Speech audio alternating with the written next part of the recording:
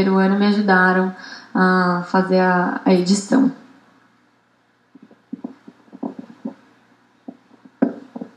Milhares de pessoas amam a cidade em que vivem. Você já reparou onde mora? Ou está sempre muito ocupado para dar uma olhadinha em volta? Você não é o único. Sorocaba é a 10ª maior cidade do país com relação veículo-habitantes. A média do sorocabano no trânsito é de 40 minutos entre casa e trabalho, e do paulistano são 3 horas. Vamos esperar chegar a esse ponto? Quer saber por que o trânsito aqui não está tão ruim? Imagine um estádio de futebol. Mesmo suas portas sendo enormes, na saída do jogo ficam lotadas. Com o trânsito acontece o mesmo. Em São Paulo, a densidade demográfica é bem maior do que a de Sorocaba, o que significa que num pedaço de terra onde em Sorocaba mora uma família de 4 pessoas, por exemplo, que teria no máximo 4 carros, em São Paulo, no mesmo pedaço de terra, existe um prédio com muitas famílias empilhadas umas sobre as outras. Morar num prédio significa morar coletivo. Enquanto dorme, uma pessoa ocupa cerca de 2 metros quadrados. Em seu carro, de 2 metros por 4, 8 metros quadrados. E se a média de habitantes for de 4 pessoas por apartamento, 1 carro por pessoa, 4 apartamentos por andar, num prédio de 10 andares, são 160 carros. É físico, não cabe. Por isso é tão difícil falar em morar coletivo e em transporte individual. A cidade é um espaço compartilhado, do qual podemos tirar muito proveito em relação à diversidade. Mas esse morar coletivo envolve muito mais do que vantagens. Qualquer trânsito tem o potencial para enlouquecer. Sem falar na fumaça que inspiramos diariamente. Respirar o ar da capital é equivalente a fumar 2 cigarros por dia. Pesquisas da USP indicam que nos próximos 16 anos morrerão até 256 mil pessoas no estado de São Paulo pela poluição atmosférica.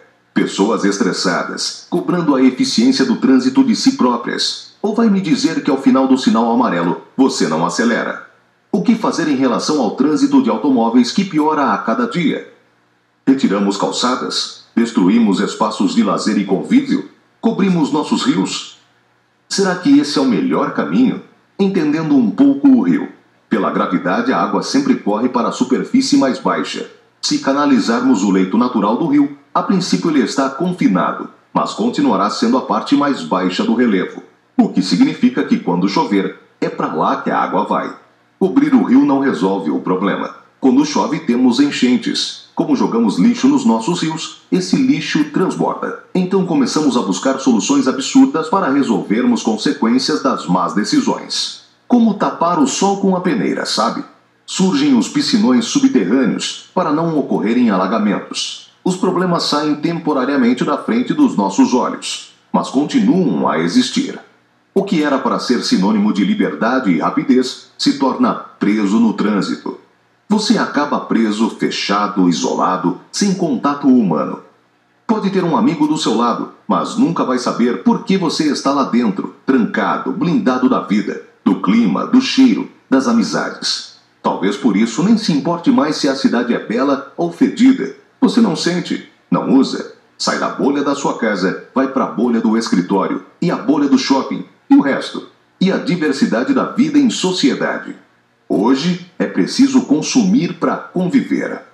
Não falamos mais vamos sair, já falamos vamos jantar em algum lugar. Consumo virou rotina e lazer virou consumo. Quando vamos parar de destruir os espaços de convívio para criar passagem para os automóveis poluidores que nos fazem verdadeiros reféns?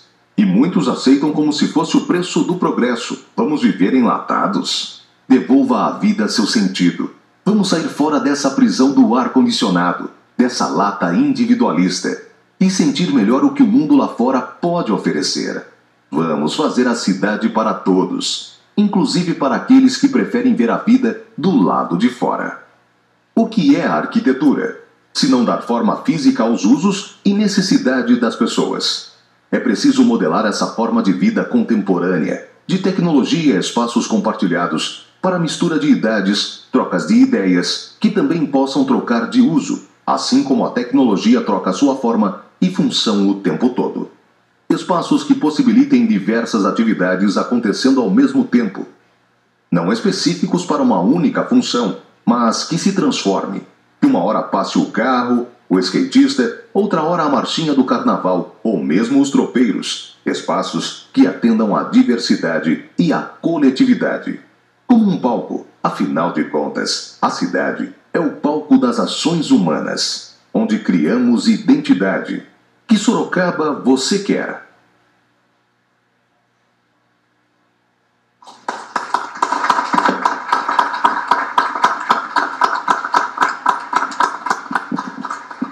Bom, eu queria falar assim que é muito mais do que esse projeto. Esse projeto é uma intervenção específica numa área, mas é muito mais um questionamento de como nós estamos fazendo a cidade, né? Para que caminho a gente está levando, né? Então, a origem da cidade é o encontro, né? Por que você não mora sozinho, isolado no campo? Você mora aqui porque as pessoas estão aqui. E as cidades no Brasil, a maioria, né?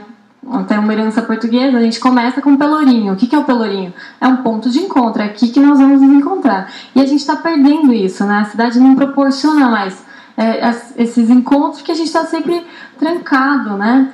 E é natural que as pessoas desejem a via, porque elas cresceram nessa cultura, nasceram, né? Então, você vai, um dia que você sai, você tem o caso, não vou naquele lugar porque não tem lugar para estacionar, né? Então, é uma cultura, né? Muito mais do que o projeto, é uma mudança cultural, né? Da gente se apropriar desse espaço, né? Então, como criar vínculos também com a cidade? Porque o espaço urbano, muitas vezes é tratado como um lugar, o espaço público não é de ninguém, e na verdade né? É de todo mundo. Então, como fazer uma cidade mais adequada, né? Respeitando questões ambientais, né? E não só o que é ideal para a questão da mobilidade rodoviarista ainda, porque não é. A gente tem que lembrar também que antes dos automóveis nós somos pessoas dentro deles, né? A mobilidade é humana, né? E não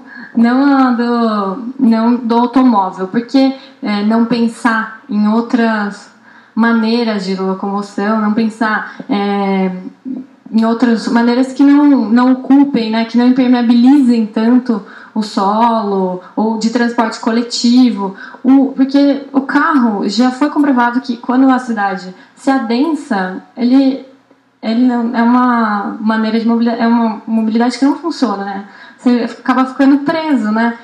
Então, como mudar essa maneira de enxergar a cidade? Porque muitas vezes sai do país, vê uma cidade interessante, por que não fazer isso aqui? Por que não também poder usar a praça, né? E, enfim, como pensar melhor isso?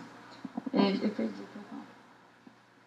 Enfim, então, e respeitando as questões ambientais também, que muitas vezes elas são esquecidas de uma certa maneira, né? Eu li uma comparação que eu acho interessante, que é assim, o planeta Terra tem 4,6 bilhões de anos. Então, se ao invés de 4,6 a gente pensar em 46 anos, que ele tem 46 anos, então, se o planeta existe há 46 anos, nas últimas 4 horas existe o ser humano. E no último 1 minuto, a Revolução Industrial. Nesse 1 minuto, a gente destruiu 50% do planeta Terra. Então, o que a gente espera para esse próximo 1 minuto, né? Então, não só a questão social, mas a questão de preservação também, como a gente está devastando, né, o solo, e vai chegar uma hora que não vai ser mais difícil reverter. Então a gente vê cidades como Bilbao, na Espanha, tinha um minhocão e foi retirado. São Paulo tem um minhocão e tem projetos, eles estão pensando em tirar esse minhocão também. E São Paulo tem inúmeros córregos canalizados e enterrados. Então por que nós vamos seguir esse caminho, né, de priorizar o automóvel e cobrir os leitos naturais, né? A crise da água agora em São Paulo é um ótimo exemplo, né, para a gente começar a repensar o tratamento desses corpos d'água. Então, é esse meu levantamento. Outra questão que eu acho, agora colocando um pouco para a prefeitura, que eu acho que deveriam ser indicados as áreas de expansão da cidade, por exemplo, vai expandir a Zona Norte, então abrir para concurso para que os arquitetos possam participar, porque é muito difícil, né? Primeiro que todo mundo precisa ter renda, né? Retorno, então muitas vezes a gente acaba fazendo projetos, né, residenciais e de interiores, né, pensando muito da porta para dentro, mas que motivação nós temos para pensar a cidade, entendeu? Então precisa abrir para as pessoas. E outra questão também é a faculdade, né? Tem tanto projeto que a gente produz que também poderia ser uma área em questão que está em desenvolvimento na cidade, né? Abrir concursos de ideias, enfim, esse é meu levantamento, questionamento.